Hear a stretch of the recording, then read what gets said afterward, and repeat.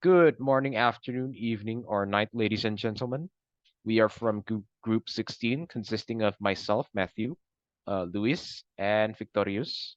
This research is also advised by Miss Hanis and Mrs. Kristien. Today, we are going to present our paper titled Implementation of YOLO V7 Algorithm in Estimating Traffic Flow in Malang. Next.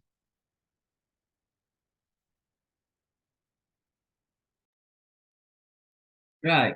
As for the introduction, because it is too long, I'll summarize it. Similarly, as the rise in private automobile usage driven by factors like convenience and urban growth has led to traffic-related issues such as congestion, pollution, and noise. The city of Malang in East Java, renowned for its tourism and education, has also experienced population growth resulting in increased traffic congestion. Malang is ranked as the fourth most congested city in Indonesia.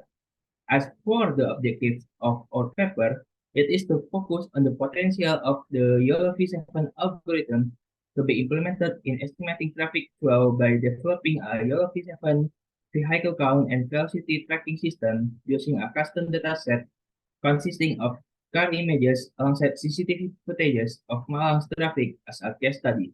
Next. Next. Okay. Related works.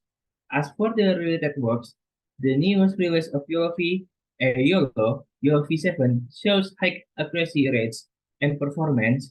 It can also take advantage of the increasing accessibility of CCTV footage as input.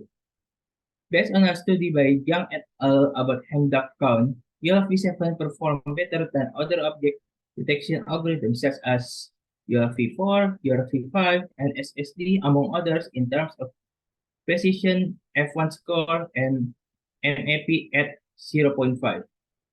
Also, a paper by Yadav et al. Also showed that their YOLO V7 deep short model return higher tracking and detection accuracy than the YOLO V5 models with TP or tracking precision of 82.08 and TA or tracking accuracy of 40.92.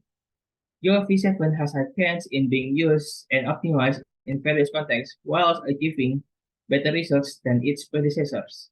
Therefore, YOLO V7 can potentially be implemented in traffic flow estimation due to its high accuracy and performance.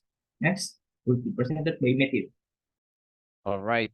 As for the methodology used in this paper, we use a dataset comprising of 1,000 images of cars scraped from Google Images using a Python script called Simple Image Downloader.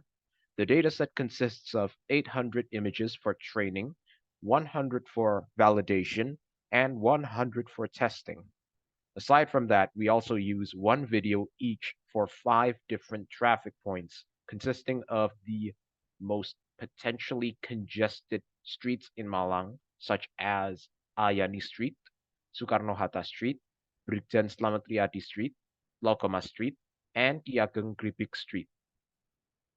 The videos were provided by the official website by the Ministry of Communication and Information Technology of Malang.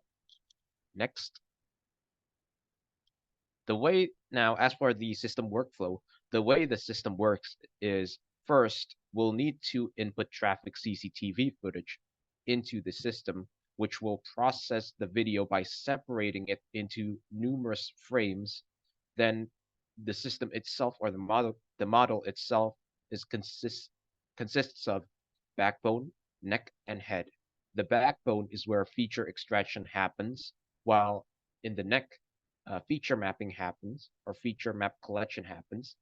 Then, last but not least, in the head, object detection and tracking happens. Now, I'm going to go more in depth in this section. So, the way the system works is it will create 2 virtual boxes, and the zone between those virtual boxes will be the zone where we calculate the average vehicle speed and vehicle count. So when a vehicle passes through that zone, the the system will count the elapsed time the vehicle is in that zone. Then it can calculate the vehicle speed by using the following formula, which is distance divided by T2 minus T1, which is the elapsed time within the zone. As for the distance, we use an assumed distance fixed within our code. And last but not least, after that process, the system will output a video with the resulting vehicle count and velocity. Next, we also have the research process. So first, we'll need to create the Google Colab environment and import the necessary files there. Next, we will have to collect the vehicle image dataset and CCTV footage dataset. Afterwards, we'll need to pre-process the data by erasing corrupted images or images that does not suit our needs. Next, we set up our YOLO v7 files from the official YOLO v7 GitHub repository provided by Wonkin Yu. Then we train our model, test it to see the accuracy, and run inference tests on it and compare the performance of our custom model with a pre-trained model. Next. Right after the inference, we can obtain the inference result as in the footage. As you can see on the top left, it has the two bounding boxes and the vehicle counting and average speed. Also, we got some other metrics such as inference time and average precision. As you can see, the average inference time on the custom model is around 30 seconds faster, and the average precision is generally better than the pre-trained counterpart. Next.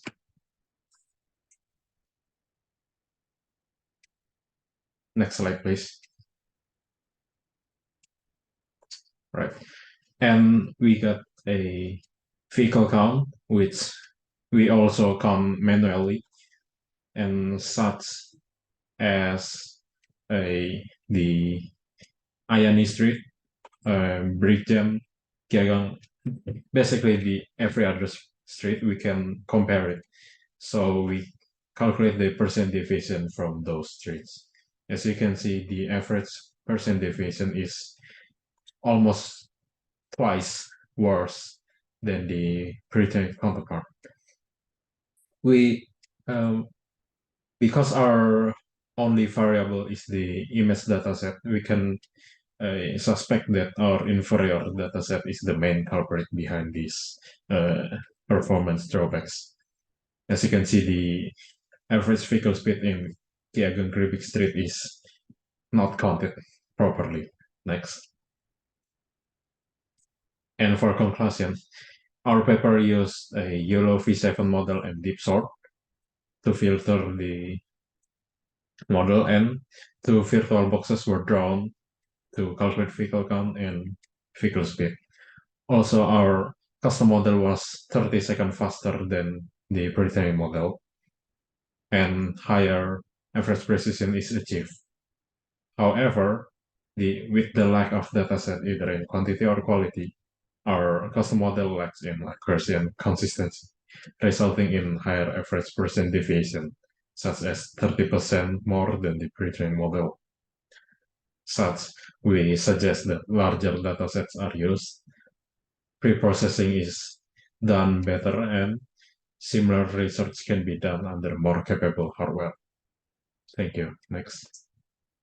All right, that is all from us. Thanks for your attention, and we apologize if there's any words or phrases that come out wrong.